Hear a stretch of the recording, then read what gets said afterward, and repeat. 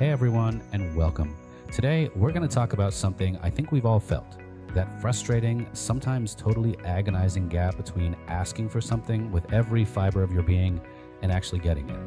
It's a universal struggle for sure, and we're going to dive into a really powerful way to think about it. I mean, we've all been there, right? You put in the work, you keep the faith, you make that sincere plea. Maybe it's for a job, or for healing, or just some kind of breakthrough. And then, crickets. Just a deafening sound of waiting. It's a feeling that can really test your spirit. And look, this isn't just about casual wishing.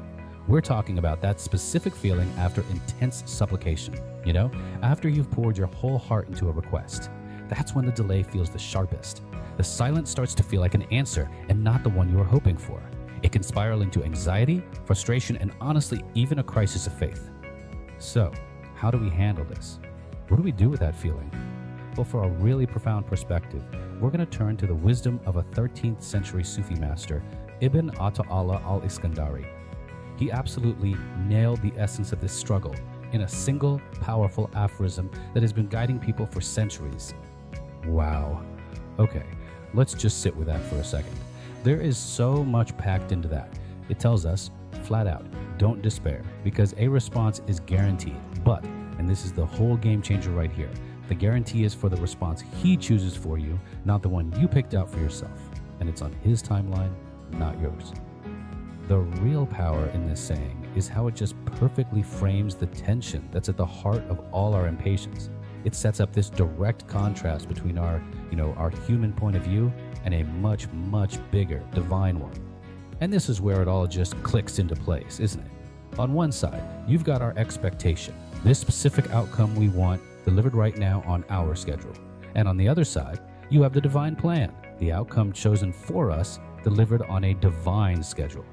All the frustration, all the anxiety we feel, it's born right there, in that gap between those two columns. But here's the thing, seeing it laid out like this isn't meant to make us feel powerless. It's actually the opposite. This insight offers us a chance for a huge mental and spiritual shift, what we can call the great reframe. It's like getting a new pair of glasses to see the whole experience of waiting in a completely different light. So let's zoom in on the most comforting part of this whole idea, the guaranteed response. Understanding this is like an anchor in the storm of uncertainty, but it does require us to kind of rethink what that gift we're waiting for really is. See, here's the key distinction. We ask for a gift, a specific thing on our wish list, but the guarantee is for a response. And that response is the outcome that is truly best for us, even if we can't possibly see it in the moment. It could be the thing we asked for, sure, but it could also be something way better. Or maybe it's the strength and wisdom we gain during the wait itself. Okay, so this is all great wisdom, but how do we actually apply it?